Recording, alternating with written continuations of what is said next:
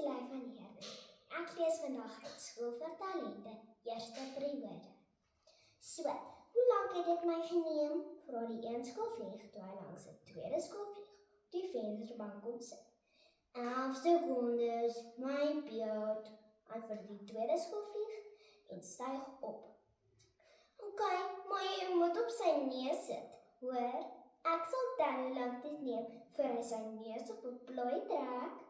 Al wil kyk hoe die vlieg opstyg en hoe Marco, haar klasmaat, begin rondgons. Die insek vlieg in klein sirkels om Marco se oor. Toe sirkel hy om sy neus, kry dit reg om te land, voordat Marco sy kop vies skud en die gonser met sy hand weggooi.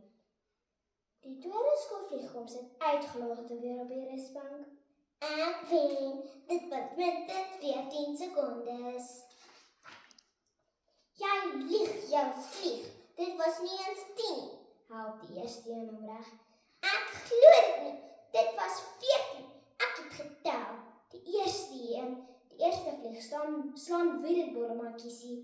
Dit was nie 10, of van wanneer af van 14 na 9, jou kiemkop.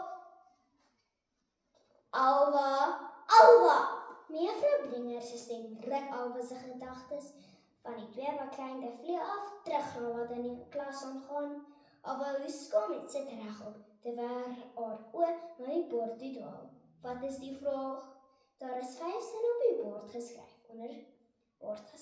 met verskillende woorde en verskillende kleure onderstreep. Sy het nie die volste benul wat die onderwyser wil weet nie.